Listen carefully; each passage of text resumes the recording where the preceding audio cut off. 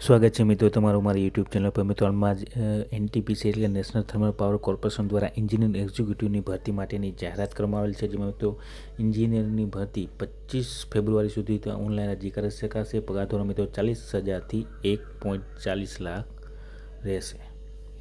મિત્રો જે NTPC gate સ્કોરથી 515 તાલીમ સ્થાનની ભરતી કરવામાં આવશે. વધુ વિગતવાર જોઈએ તો મિત્રો નેશનલ થર્મલ પાવર કોર્પોરેશન એનટીપીસીએ 515 એન્જિનિયરિંગ એક્ઝિક્યુટિવ તાલીમમાંથી પદો માટે ખાલી જગ્યાઓ જાહેરાત કરી છે.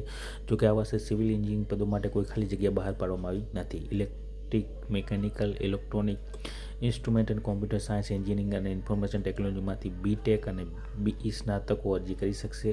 જોકે ભરતી માન્ય ગેટ 2025 સ્કોર પર આધારિત હશે. મિત્રો 25 ફેબ્રુઆરી સુધી અરજીઓ સબમિટ કરી શકાય છે. તાલીમ પછી ઉમેદવારને કાયમી પોસ્ટિંગ આપવામાં આવશે. પગાર ધોરણ 40,000થી 1.40 લાખ રૂપિયા સુધી રહેશે. સામાન્ય શ્રેણીના ઉમેદવાર મહત્તમ વય મર્યાદા મિત્રો 27 વર્ષ સુધીની રહેશે. તો આ પ્રમાણે વય મર્યાદા રહેશે. ત્યારબાદ મિત્રો જૂથ ચર્ચા અને તબીબી પરીક્ષા પણ થશે. જેમાં મિત્રો ગેટ સ્કોર ઉપરાંત કેટલાક પ્રવાહમાં જૂથ ચર્ચા અને વ્યક્તિગત ઇન્ટરવ્યૂ પણ લેવામાં આવશે. ગ્રુપ ચર્ચામાં અંતિમ મેરિટ યાદીમાં 5% વેઇટેજ અને ઇન્ટરવ્યૂમાં 40% વેઇટેજ રહેશે. ત્યારબાદ મેડિકલ ટેસ્ટ લેવામાં આવશે. ત્યારબાદ મેડિકલ પરીક્ષા પછી વિવિધ શાખાઓ માટે કટ ઓફ નક્કી કરવામાં આવશે અને ત્યારબાદ પોસ્ટિંગ આપવામાં આવશે. તો આ પ્રમાણે પ્રોસેસ રહેશે નિમણૂકની. ત્યારબાદ મિત્રો ગ્રેજ્યુએશનમાં મિત્રો 65 ગુણ ફરજિયાત રહેશે. તો મિત્રો આ પ્રમાણે શૈક્ષિક લાયકાત રહેશે.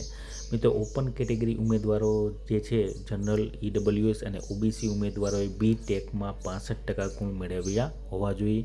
અને ત્યારબાદ જે અનામત શ્રેણીના ઉમેદવારો છે મિત્રો, જેમાં એસસી, એસટી, પીડબ્લ્યુબીસી ઉમેદવારોએ 55% ગુણ મેળવેલ હોવા જોઈએ. તો આ પ્રમાણે મિત્રો શૈક્ષણિક લાયકાત હોવી જોઈએ. તો મિત્રો જે પણ ઉમેદવારો ઓનલાઈન અરજી કરવા માંગતા હોય તે સર ઉમેદવારે નોંધ લેવા વિનંતી. અને વિડીયો ગમ્યો હોય તો લાઇક, શેર અને સબસ્ક્રાઈબ કરવાનું ભૂલતા નહીં. જય હિન્દ.